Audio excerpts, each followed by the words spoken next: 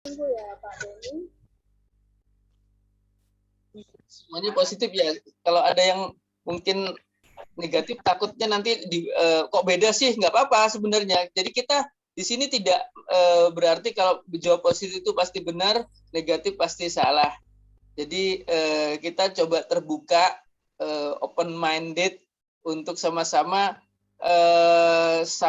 melihat perspektif dulu dari hal yang sifatnya apa namanya.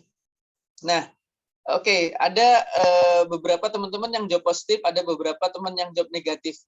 Boleh dong yang jawab positif, kenapa? Apalagi mungkin yang jawabnya dominan positif, boleh dong kasih Bu Santi tolong tanyakan pada yang jawab positif, kira-kira kenapa positif? Dan saya minta kepada salah satu yang jawab negatif, kenapa sih kebanyakan beberapa bahkan sebagian besar orang melihat kata ambisi itu seolah-olah negatif. Tolong bisa dibantu Bu Santi. Oke Pak, oke. Mungkin saya mau bertanya ke Mas Panji Lukat ya di sini. Positif Pak, gitu kan ya. Kira-kira nih, menurut Mas Panji sendiri, apa yang menjadi latar belakang perspektif Mas Panji itu bahwa ambisi itu sesuatu hal yang positif? Bisa di open ini Mas Panji, silahkan. Gimana nih kira-kira? Apa yang menurut Anda bahwa perspektif sebuah ambisi itu adalah sesuatu yang sangat-sangat positif bagi saya?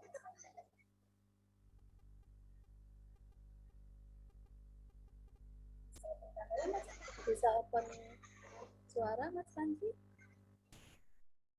Ya. Oke, atau mungkin saya beralih dulu ya, karena suaranya mungkin masih ya. Ayo. Ya, oke, saya coba ke by order of the code shop. Yang namanya by order of the code shop. Oke, silakan. Mungkin Mas bisa dijelaskan. Terima kasih Bu Santi atas waktunya. Selamat malam Pak Beni. Ya, malam. Iya, Mas Ilham. Ini kan menurut pandangan saya Pak. Jadi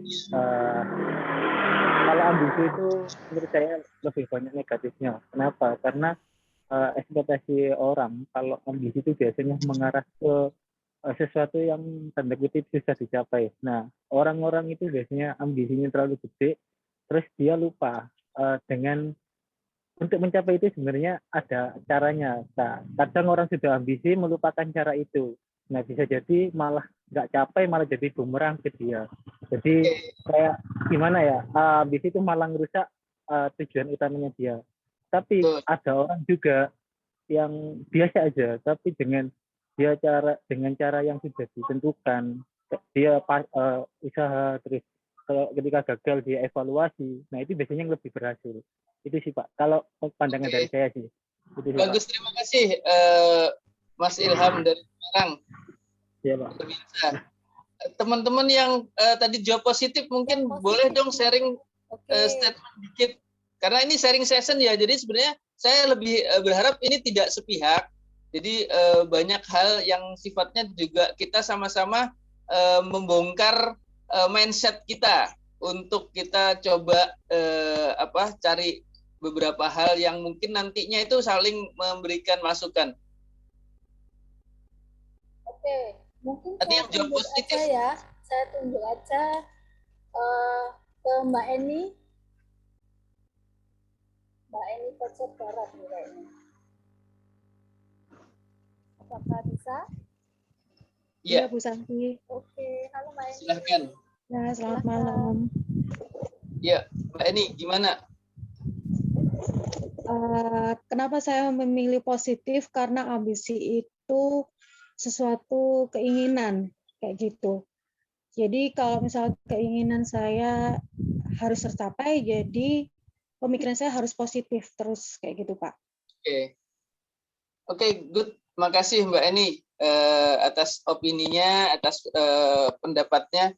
Jadi kenapa saya tanyakan ini pada malam hari ini, karena kalau membahas ambisi atau self motivation, kita juga penting melihat beberapa perspektif, karena tidak semua orang itu punya pandangan yang sejalan dengan mungkin kita sendiri terhadap self motivation. Jadi ketika kita bahas self motivation, artinya dari motivasi yang timbul dari diri kita.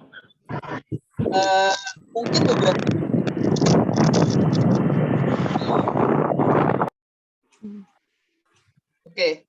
mungkin beberapa rekan-rekan beberapa pernah dapat teori terkait teori motivasi Maslow atau Maslow Hierarchy Motivation. Nah, saya kalau yang belum coba saya sharekan sedikit. Ini biasanya basic sih. Kalau belajar IPS biasanya dapat teori motivasi. Ada kebutuhan primer, sekunder, tersier. Siapa yang masih ingat waktu kita sekolah dulu ada teori motivasi Maslow. Yang paling bawah biasanya, nah itu mungkin beberapa teman ini bisa sharekan di grup. Jadi ada teori motivasi Maslow, di mana di situ ada motivasi terdasar ya. Jadi motivasi paling dasar dari segala motivasi menurut Maslow itu atau dari hierarki itu yang sifatnya fisik atau terlihat. Jadi di situ misalnya makan, minum, istirahat dan lain sebagainya. Terus yang ke atasnya di situ ada kebutuhan yang sifatnya rasa aman, secure, tadi mungkin terlindungi, merasa terjamin dan lain sebagainya. Nah, di atasnya lagi ada kebutuhan yang sifatnya istilahnya itu rasa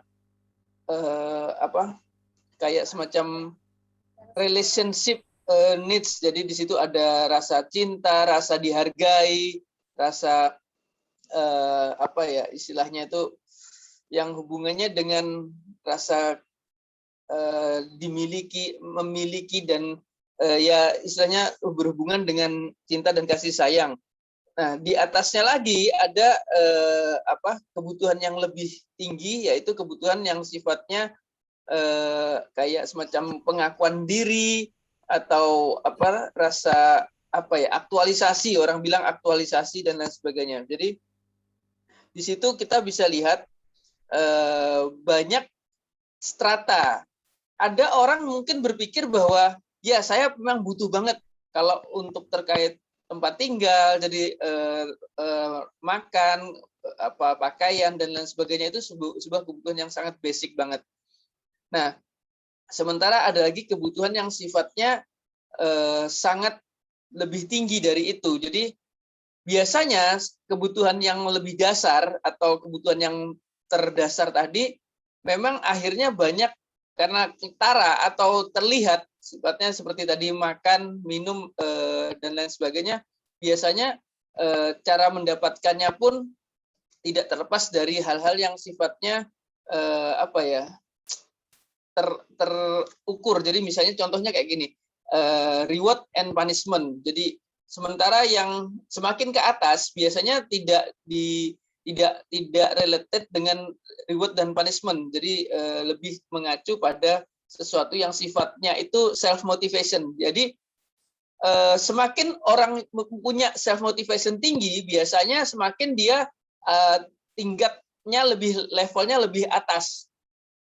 Nah, kembali ke tadi mungkin terkait self motivation atau juga rasa motivasi dari diri sendiri. Jadi tidak semua orang memang punya motivasi dari diri kita sendiri. Artinya motivasi itu kebanyakan sih banyak karena pengaruh-pengaruh yang eksternal. Jadi misalnya ketika kita punya tanggung jawab, kita harus memenuhi kebutuhan orang keluarga dan lain sebagainya. Tapi secara basically yang paling mendasar banget memang kita pasti semua tidak bisa terlepas dari kebutuhan yang sifatnya ragawi atau ya seperti makan, minum, pakaian dan kebutuhan dasar lainnya.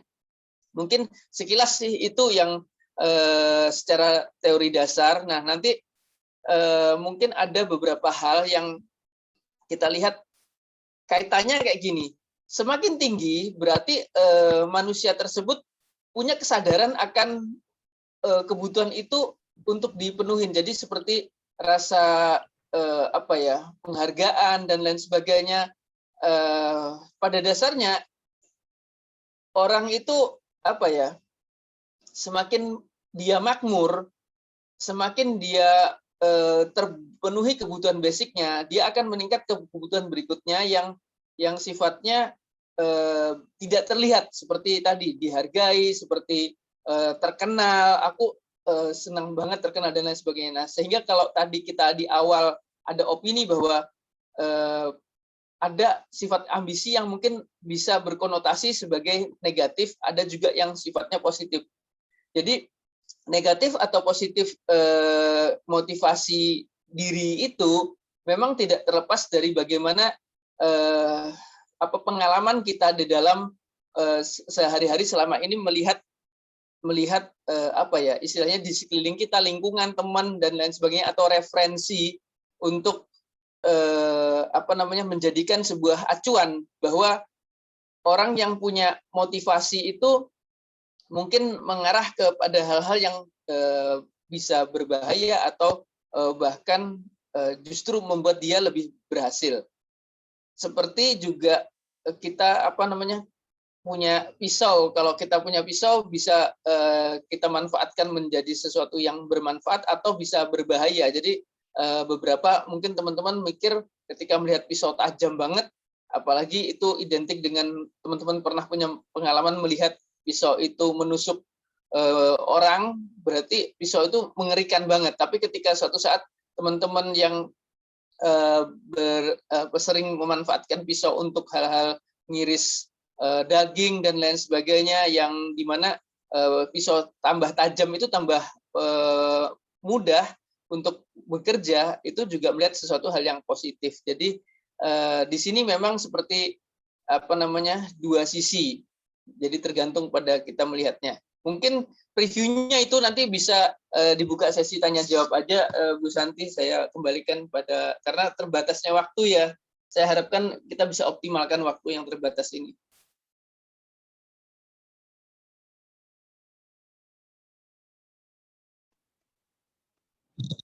Bu, mic-nya belum dinyalain, Bu. Maaf. Oke, terima kasih atas materinya Pak Dodi terhadap teori Maslow ini. Jadi di sini teori Maslow di sini adalah kebutuhan yang tertinggi berarti sebuah kebutuhan akan aktualisasi diri ya Pak Dodi ya. Jadi sebuah tingkatan terakhir dari kebutuhan dasar seorang manusia. Jadi di mana kebutuhan ini yang tidak melibatkan keseimbangan, tapi melibatkan hasrat yang terus-menerus untuk memenuhi potensinya. Jadi seperti itu ya. Jadi potensi keinginan untuk selalu berkembang dan sebagai hasrat yang makin dibuat menjadi diri sepenuhnya untuk kemampuan sendiri. Nah, ini kira-kira nih dari rekan-rekan semua, dari tingkatan-tingkatan teori ini nih, ada 4 tingkatan kebutuhan. Ada 5 nih, 5 tingkatan kebutuhan. Mungkin ada yang perlu ditanyakan dari rekan-rekan semua, bisa ditulis di chat atau mungkin open mic-nya langsung. Ya, mungkin ada yang mau ditanyakan. Sambil ada yang mungkin bertanya, itu saya ada share juga beberapa cara untuk menumbuhkan self motivation. Jadi motivasi diri itu sebenarnya bisa juga dipupuk. Jadi saya ada di situ share banyak hal, sebenarnya totalnya ada banyak, cuma di situ saya share 1 halaman dan itu tambah bingung diri yang peringkat teratas.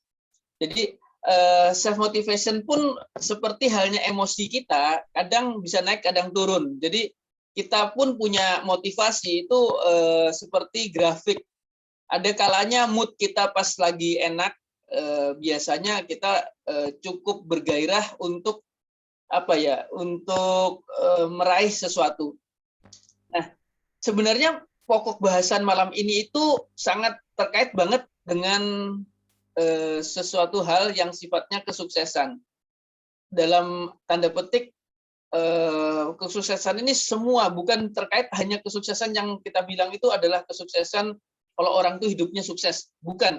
Tapi ketika kita mencapai sesuatu itu butuh booster, butuh sesuatu yang mendorong. Nah, self motivasi ini adalah pendorong, ambisi ini adalah pendorong.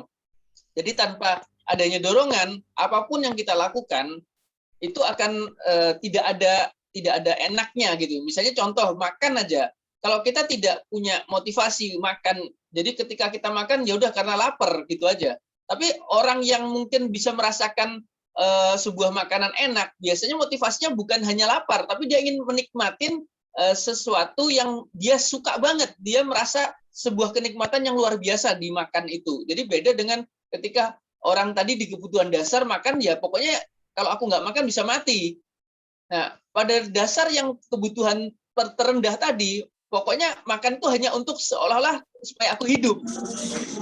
Tapi di level tertinggi, makan tadi mungkin sebuah estetika. Jadi makan dengan mungkin menu yang dihias dengan sangat elegan dan lain sebagainya. Makan bukan hanya sekedar pemenuhan perut lapar, tapi makan di situ ada sebuah kebanggaan, sebuah prestis dan lain sebagainya, sehingga ada teman-teman belum makan aja sudah diupload di internet untuk dipamerkan dan lain sebagainya, sebuah kelas sosial, makan di tempat tertentu. Nah, itu makan berarti sudah ke arah kebutuhan yang tertinggi tadi. Artinya pengakuan. Jadi orang ini wah bisa makan di sini nih. Makan ala Siska Gold misalnya dengan menu 30 juta misalnya contohnya. Nah, mungkin itu salah satu gambaran sih. Atau mungkin kayaknya ini biasanya materi-materi kayak gini tuh materi yang berbeda dengan materi teknikal. Kalau materi teknikal biasanya banyak pertanyaan, tapi materi yang soft skill seperti ini biasanya memang kadang-kadang membingungkan juga beberapa teman-teman. Atau mungkin saya awali bertanya sambil nunggu pertanyaan dari rekan-rekan semua nih. Ini Pak, ada kalanya kita mengalami kegagalan karena saking seringnya gagal, saking seringnya kecewa atau rasa jenuh dalam hidup, sehingga menyebabkan hilangnya motivasi nih Pak. Nah, kira-kira ini gimana Pak? Jadi istilahnya ya berulang kali melakukan ini gagal, A gagal, B gagal, C gagal, sehingga akhirnya capek gitu. Nah, bagaimana korelasinya dengan untuk bisa bangkit lagi motivasinya dan menjadi antusias lagi, seperti itu Pak? Iya, seperti yang tadi saya sampaikan, motivasi itu memang labil sebenarnya. Motivasi itu labil, jadi seperti juga mood kita, kadang motivasi itu juga seperti grafik, kadang dia tinggi, kadang rendah. Nah, kenapa kita bahas juga di dalam pekerjaan kita, apa sih hubungannya sangat erat banget. Semakin bagus, semakin tinggi motivasi seseorang, akan semakin punya power dalam melakukan apapun, termasuk misalnya teman-teman sales untuk mencapai target, teman-teman di pekerjaan lain juga untuk mencapai prestasi terbaik, itu semuanya motivasi. Artinya gini, kalau contoh, kok ada ya orang yang mau-maunya, istilahnya itu ambil kelas fitness, di mana sebenarnya lebih enak tidur di rumah, santai-santai di rumah, tapi ada orang yang pada jam tertentu dia malah harus latihan keras, tenaganya terbuang banyak, karena dia punya motivasi. Motivasinya misalnya ingin membentuk tubuh lebih bagus atau lebih sehat, dia ingin nanti orang lain, wah badannya bentuknya bagus. Nah, jadi ada hal sebenarnya yang mendorong seseorang tadi untuk mau melakukan apa yang orang lain nggak lakukan. Karena di sini tingkat motivasi itu yang sebenarnya akan nanti memfilter apakah orang itu masuk di level perjuangan yang istilahnya itu kalau di dalam progres itu yang dia kapasitasnya dalam berjuang atau gigih berjuang, atau kita bilang juga passion seseorang itu juga tidak terlepas dari yang kita namakan self motivation tadi. Jadi kalau orang yang punya passion tinggi, biasanya self motivation-nya juga tinggi, karena orang yang punya passion biasanya tidak akan mudah apa ya istilahnya itu terdowngrade motivasinya dengan hal-hal yang sifatnya istilahnya itu dasar. Mungkin seperti itu. Itu ada beberapa pertanyaan Bu Santi, mungkin Ya, bisa. oke.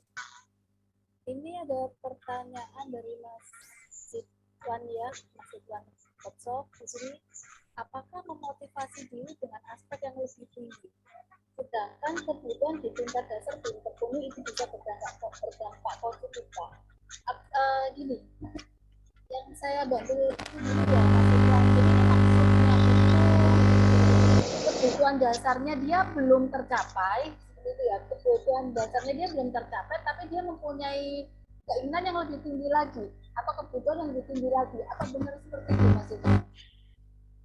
Terima kasih Bu. Jadi mungkin contoh kasusnya begini. Dalam segala hal itu kan dalam segala pekerjaan ya Bu. Misalkan akan lebih baik kalau kita itu termotivasi secara internal. Misalkan kita itu termotivasi untuk mengaktualisasikan diri seperti yang ada di hierarki itu tadi. Jadi misalkan kita nggak bekerja cuma gara-gara mencari kebutuhan aja. Jadi nggak cuma sekedar bekerja, tapi kita juga berusaha untuk mengaktualisasikan diri. Tapi terkadang mungkin sering terjadi juga di teman-teman sales ini, Pak. Kita ada tugas yang lain yang menuntut harus kita kerjakan dengan motivasi yang tinggi gitu, Pak. Misalkan dalam kasus ini misalkan membuat konten untuk sosial media gitu, Pak ya. Tapi sedangkan kebutuhan untuk rasa aman secure need-nya itu belum terpenuhi karena belum tercapai targetnya bulan itu gitu, Pak. Jadi akhirnya nggak termotivasi dengan maksimal gitu. Iya. Ini menarik sih kalau memang bahasanya sebenarnya tuh bahasan yang sangat kalau dijadikan seminar tuh bisa sehari terkait self motivation ini. Tapi nggak apa-apa, kita coba sesingkat mungkin bisa coba uraikan. Jadi sebenarnya gini, self motivation taraf paling rendah itu memang yang saya kembalikan tadi reward dan punishment. Jadi kalau ada beberapa waktu yang lalu saya ikut sebuah webinar. Jadi motivasi ketika ini bahas motivasi belajar sebenarnya. Jadi motivasi belajar dalam hal ini di beberapa negara. Nah, artinya gini. Ini kebetulan salah satu contoh ya. Di beberapa negara itu sudah tidak ada lagi namanya belajar berbasis hafalan. Karena belajar berbasis hafalan itu biasanya adalah sesuatu yang hierarki terendah. Artinya itu melakukan sesuatu karena persis seperti diilustrasikan seperti hewan di sirkus. Hewan di sirkus itu dia bisa menghafal sebuah gerakan atau sebuah katakanlah burung ngomong kayak gitu dengan reward misalnya makanan kalau teman-teman melihat sirkus atau dia dipukul kalau dia nakal gitu ya. Nah, artinya reward yang sifatnya basic atau mungkin hukuman itu memang terendah banget. Nah, sedangkan yang tertinggi adalah kreativitas. Nah, kalau teman-teman melihat itu di grafik, ada hierarki yang lebih tinggi hubungannya dengan kreativitas dan lain sebagainya. Biasanya memang pertanyaan mungkin kayak gini. Gimana Pak, kita bisa kreatif ya? Simpelnya gimana kita bisa kreatif kalau kita sendiri lapar gitu ya? Mungkin simpelnya kayak gitu. Kalau kita gimana bisa kreatif kalau kita lapar? Beberapa orang yang boleh dibilang sudah mencapai hierarki tertinggi yang sifatnya itu tadi mabuk dalam sebuah irama suka terhadap apa yang dilakukan, itu kadang-kadang sering mengesampingkan juga hal-hal yang sifatnya basic. Jadi maksudnya kayak gini, dia udah nggak ngeliat lagi mungkin penghargaan dalam bentuk mungkin uang atau penghargaan dalam bentuk sesuatu yang fisik, tapi dia meraih sesuatu yang sifatnya istilahnya itu suka. Karena level suka itu atau cinta terhadap apa yang dilakukan itu memang paling tinggi. Jadi biasanya beberapa seperti Steve Jobs pun banyak orang sukses itu di dalam quote-nya dia mengatakan bahwa ketika kamu menyukai apa yang kamu lakukan, biasanya otomatis secara impact hal-hal yang sifatnya dasar tadi terpenuhi. Tapi ketika kita mengeset goal kita pada hal-hal yang sifatnya dasar, kadang-kadang kita hanya pada level di mana seperti level fisik. Level fisik itu level istilahnya itu makhluk. Level makhluk itu bukan hanya manusia. Semua makhluk hidup itu kadang manusia itu kan juga punya sifat hewani. Seperti kita makan itu kan sebenarnya semua makhluk hidup makan atau tidur dan istirahat ya. Jadi ketika kita ngeset yang sifatnya basic banget, biasanya memang akan tidak tercapai hal-hal yang lebih tinggi. Tapi ketika kita ngeset hal yang tertinggi, biasanya hal-hal yang lebih rendah itu akan otomatis tercapai. Masalahnya untuk mencapai level itu tiap-tiap orang berangkat dari titik yang berbeda-beda, dari pengaruh lingkungan, pembentukan dalam keluarga dan lain sebagainya. Mungkin sekilas sih seperti itu kalau saya buka wacananya. Tapi kalau ada tarapan mekanikal untuk menyenangin sesuatu itu memang butuh sesuatu yang sifatnya gini. Misalnya gini, gimana saya bisa mencintai pekerjaan saya kalau saya tidak paham tentang pekerjaan ini sendiri. Jadi misal kata kayak gini ya, kita nggak bisa main gitar, kita nggak akan ngerti keindahan main gitar.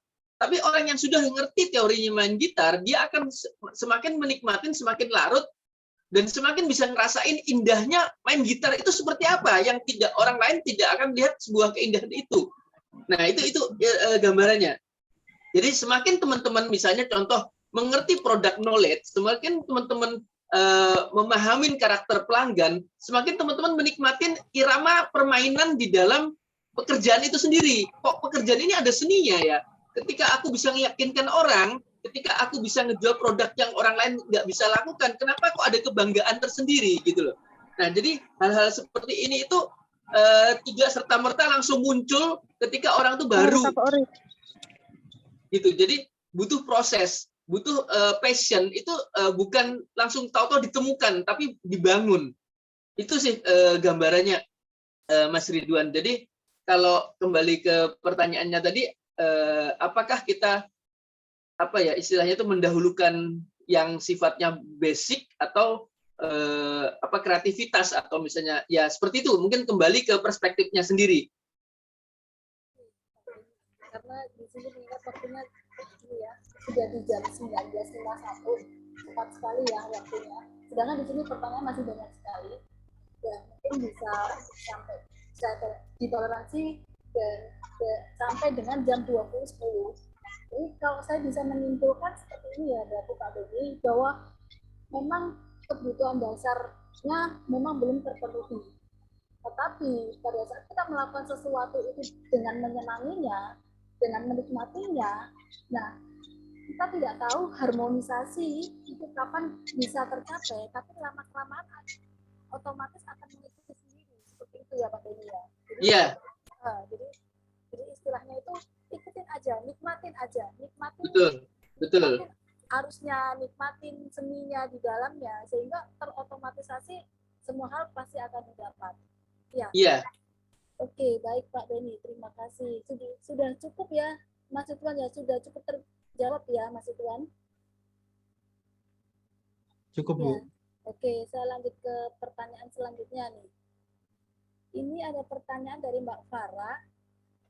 Malam Pak Beni, bagaimana menumbuhkan motivasi pada orang yang nggak ambisius? Karena di pola pikirnya hanya ingin hidup yang damai, tahu hidupnya udah berkecukupan. Jadi istilahnya udah dapat makan aja udah bersyukur gitu ya Mbak Farah ya. Oke, bisa jawab. Ini menarik banget pertanyaannya, karena sering juga saya menghadapin pertanyaan seperti ini. Jadi dia punya tim kayaknya nggak ambisi, bahkan beberapa konseling secara pribadi ke saya, Pak ini gimana ya, rasanya orang ini adem ayem aja gitu. Nah, intinya gini, kita nggak bisa menjual sebuah self motivation kita pada orang lain. Kita bisa ngomong bahwa mobil BMW itu bagus menurut kita, Tapi bagi beberapa orang di lingkungan yang berbeda, dia anggap bahwa punya kuda banyak itu lebih mewah daripada mobil BMW. Jadi walaupun sama-sama kendaraan, perspektif kendaraan sendiri itu berbeda-beda tiap orang. Sama dengan makanan. Mungkin menurut kita makanan paling enak itu adalah steak.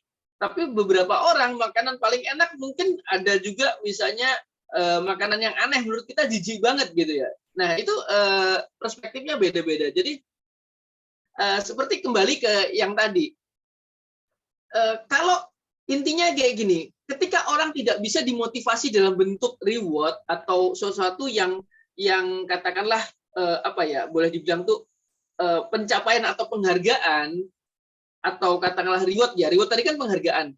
Pasti ada satu sisi lain yaitu ketakutan. Jadi dalam tahap yang paling dasar, kenapa anak kecil itu jarang banget diceritain tentang istilahnya itu indahnya surga. Jadi kalau kita ingat pada masa-masa kecil itu jarang banget ada komik tentang surga. Yang ada adalah komik atau buku cerita tentang neraka. Teman-teman masih ingat nggak ada komik waktu masih kecil dulu ya? Gimana di setrika, di neraka, ya macam-macam kan gitu ya istilahnya, dengan berbagai macam visualnya bahwa mengerikan banget gitu. Orang tua kita pun itu lebih banyak mungkin menakut-nakutin kita. Wah nanti kalau kamu kayak gini istilah ancaman-ancaman yang sifatnya menakutkan dibandingkan dengan sesuatu yang sifatnya memotivate, yang sifatnya reward. Jadi sebenarnya orang yang biasanya tidak bisa termotivasi dalam bentuk istilahnya reward mungkin, tapi saya yakin pasti ada ketakutan di dalam diri seseorang. Misalnya ketakutan itu ketakutan tentang lapar, ya tadi yang kebalik itu. Tapi ada lagi ketakutan juga yang sifatnya di hierarki Maslow tadi, ada ketakutan misalnya tidak dihargai orang. Aku paling takut banget kalau aku dilecehkan. Saya merasa kalau harga diri saya diinjak itu saya berani mati gitu. Jadi kalau saya sampai disentuh di sini, nah hal-hal yang sifatnya ketakutan ini, ketakutan suatu saat itu juga sebenarnya sesuatu yang sifatnya juga penting untuk kita kasih gambaran. Nah, ada hal menarik. Beberapa survei mengatakan bahwa ternyata tidak terlepas dari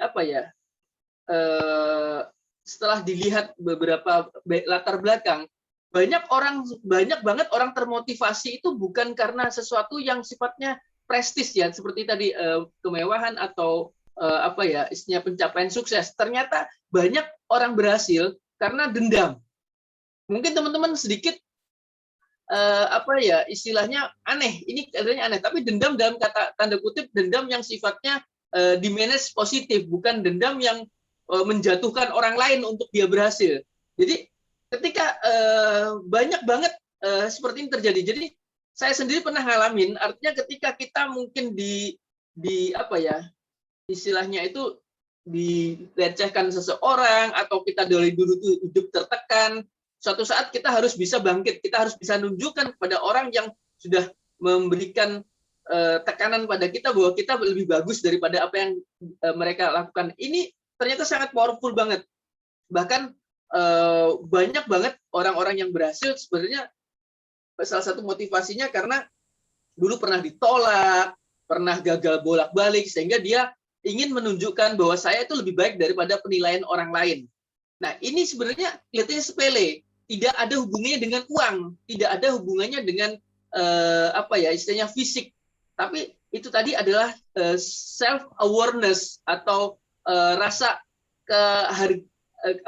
pengakuan diri bahwa saya ini tidak seperti yang dikatakan orang-orang bahwa saya ini jelek, saya ini rendah, saya punya nilai juga. Nah, itu sebagai salah satu motivasi yang paling hebat banget. Jadi bisa dibangkitkan dari sisi itu. Mungkin itu aja sih, karena waktunya singkat ya. Sebenarnya banyak banget, tapi karena waktu singkat saya harus coba merangkum sesingkat mungkin. Materinya luar biasa Pak. Setelah digali itu banyak sekali pertanyaan. Ya, jadi saya simpulkan sedikit dari apa yang Pak Budi tadi sampaikan, bahwa sebenarnya pada dasarnya kebutuhan dasar manusia selain segala macam tadi adalah kebutuhan dasar untuk dihargai, seperti itu ya Pak Budi ya. Jadi jadikan sesuatu yang membullying, yang dulunya sesuatu hal yang bullying bagi teman-teman yang punya ini ya Pak. Jadi punya staff tuh harus bisa menggali gitu ya Pak, menggali apa sih yang menjadi dasarmu kamu ingin berkembang gitu. Selain materi ya Pak ya berarti. Kita harus lebih banyak menyelamin apa sih yang melatar belakangnya dia ini termotivasi kayak gitu, karena banyak banget latar belakang orang itu. Ya, selain materi berarti ya Pak, karena kalau secara materi dia tidak bisa, otomatis aktualisasi diri apa nih ya, harus bisa menggali aktualisasi diri apa nih yang harus dibangkitkan oleh rekan-rekan kerja nih. Oke, baik Pak. Saya lanjutkan pertanyaan berikutnya ya. Di sini pertanyaan dari Mas Hansen. Selain yang berhubungan dengan materi, apakah mendapat pengakuan termasuk goals yang memicu seseorang menjadi ambisius? Kayaknya ini sudah dijawab oleh Pak Beni berkaitan dengan pertanyaan Pak Farah tadi ini. Jadi istilahnya, ya baik Pak. Jadi pengakuan terhadap penghargaan diri. Jadi bagaimana diri kita dihargai orang, dianggap orang kayak gitu. Sebagian besar sebenarnya yang paling mendasarin orang itu adalah ketakutan tidak dihargai. Itu kelihatannya sepele, tapi orang nggak mau ngaku terang-terangan gitu. Sebenarnya pada dasarnya yang dibutuhkan orang lebih dari segalanya itu adalah pengakuan diri, tapi jarang orang mau vulgar, tolong akuin aku kan kayak gitu. Kalau kayak artis tuh sampai ini ya Pak, untuk dihargai dia bahkan mengeluarkan berapa ratus juta gitu ya Pak, sampai ditampilkan gitu. Okay. Ada lagi pertanyaan? Ya, ada lagi Pak. Ini dari Pak Kori. Baik. Malam coach, apakah bisa memotivasi diri dengan menjadikan pencapaian orang lain sebagai target yang akan diraih? Role model namanya, role model. Jadi di situ ada tadi saya bilang kayak gini, kita penting banget punya role model. Karena kalau tidak punya role model, kita biasanya mencari jejak itu agak susah. Jadi paling enak kalau main game itu ada hint-nya atau clue-nya. Kalau ada hint atau clue-nya, setidaknya kita akan lebih cepat. Jadi ketika kita punya role model untuk lebih sukses, untuk punya motivasi itu lebih gampang gitu. Misalnya contoh, saya ketika saya down, saya selalu bisa bangkit lagi. Karena apa? Saya punya ingat petinju Muhammad Ali itu pernah kayak gini misalnya contohnya.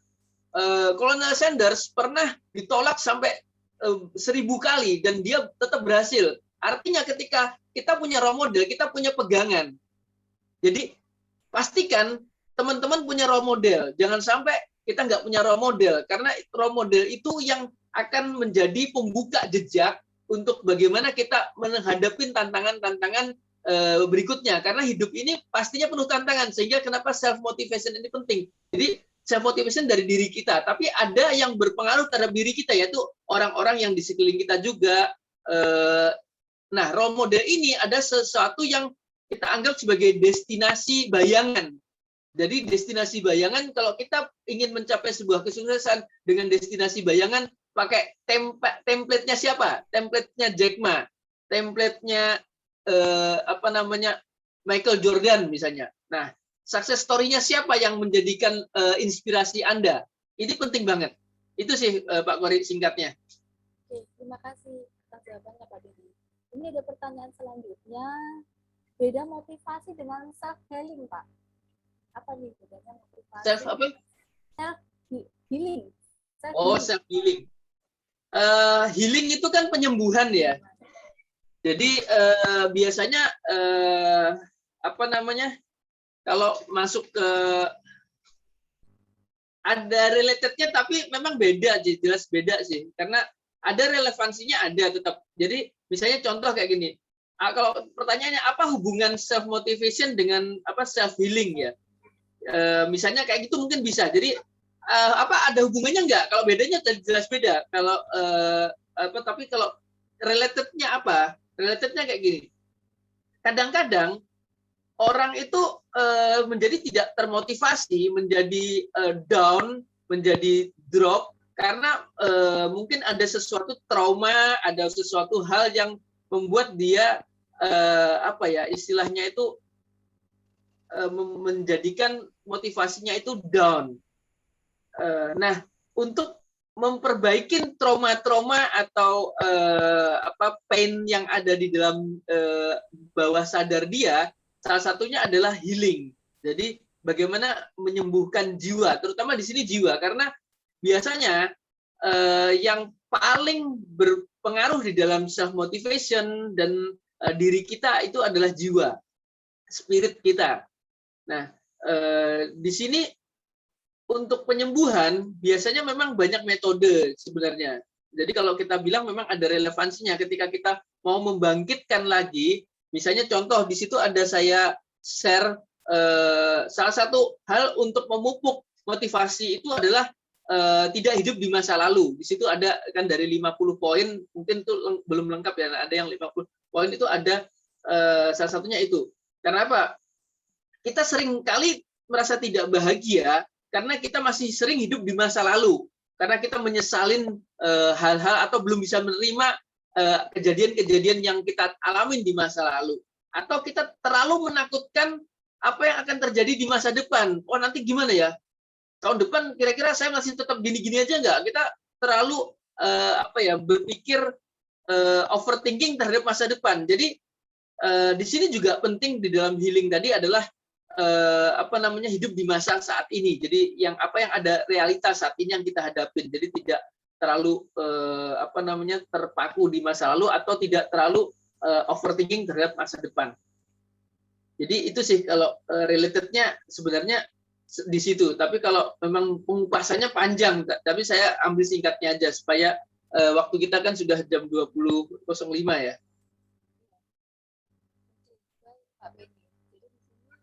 Ini berarti self healing ini adalah sebagai alat untuk membangkitkan motivasi lagi. Kesimpulannya ya, satunya aja, salah satu. Jadi sebenarnya gini, penting adalah menginisialisasi apa yang menjadikan Anda termotivasi. Misalnya contoh kalau kita di basic mentality selalu ajarkan dream. Nah, orang yang punya dream, yang punya impian dalam hidup dia, itu adalah motivasi terbesar di dalam hidup. Jadi kalau kita ngomong motivasi, itu nggak perlu teori panjang. Tapi ketika orang punya motivasi, punya dream di dalam hidup dia, sebenarnya itu adalah kunci dari self motivation ini sendiri. Tadi misalnya dia pernah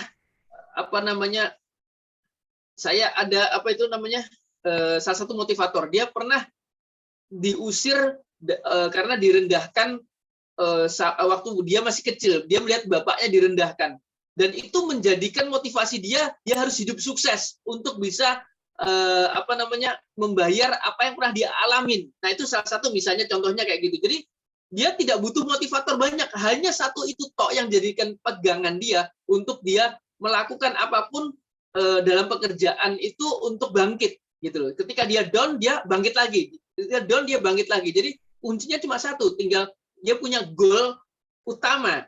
Nah itu salah satunya. Jadi punya goal utama, punya dream yang dia harus bayar di dalam hidup dia.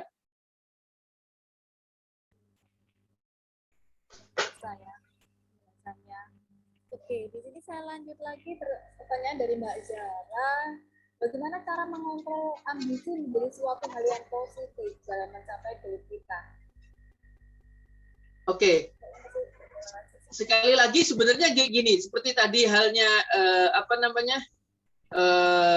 teman-teman tadi saya tes banyak ambisi itu sebenarnya seperti dua sisi tadi.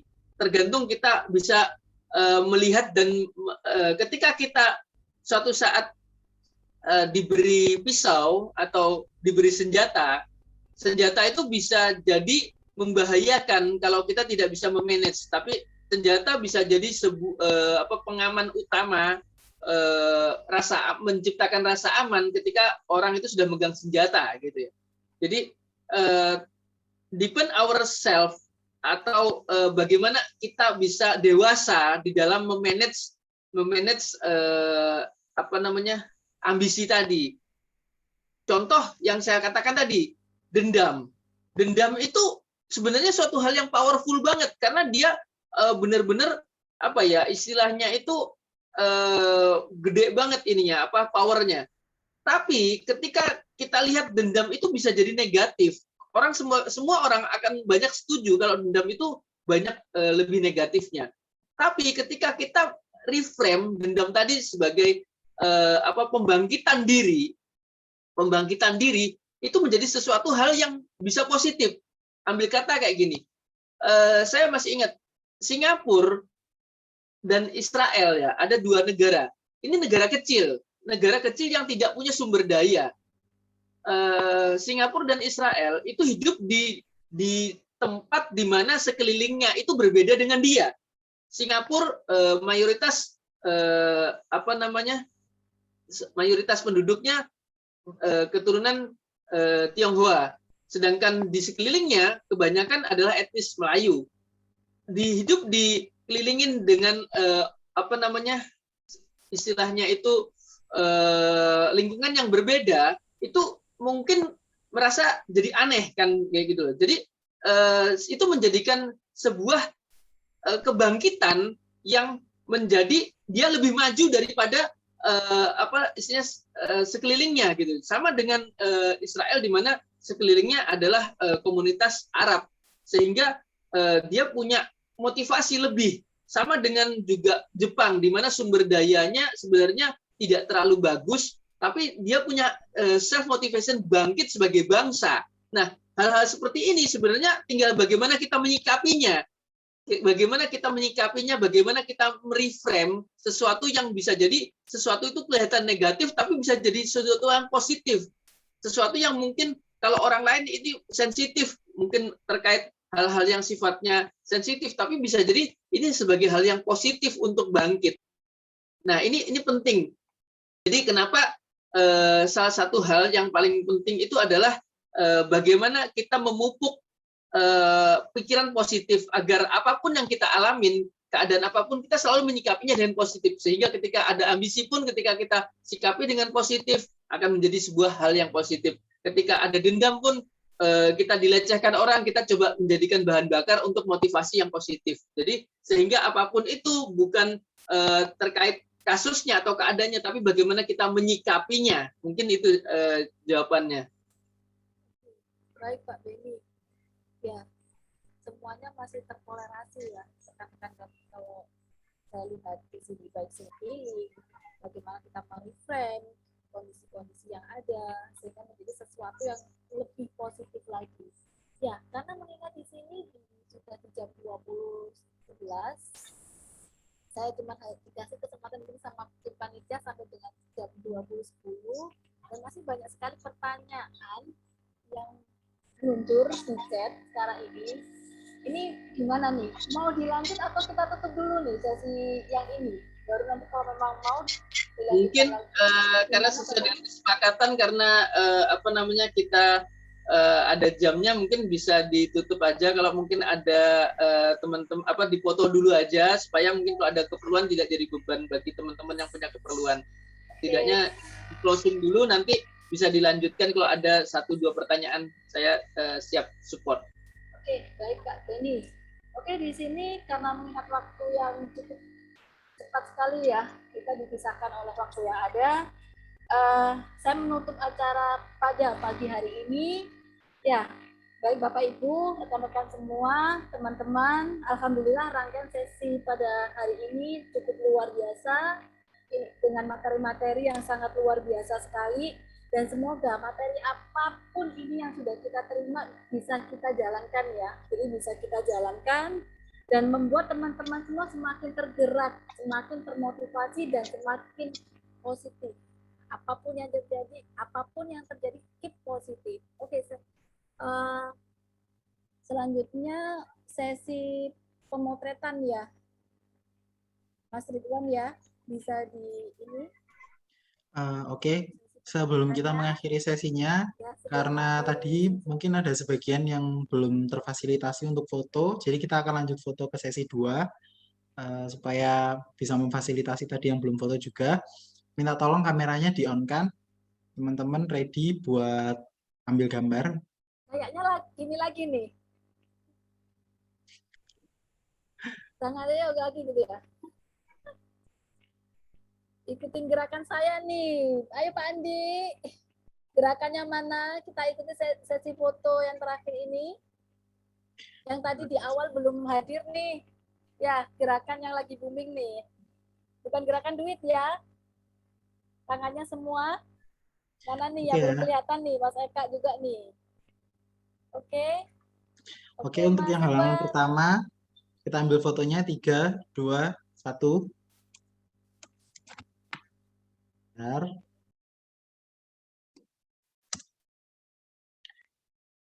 Lanjut ke yang halaman 2. Oke. 3, 2, 1. Oke, terima kasih rekan-rekan semua. Love you all. Semoga malam ini sehat selalu dan diberikan mimpi yang indah untuk rekan-rekan semua. Oke, saya tutup sesi ini. Terima kasih. Amin.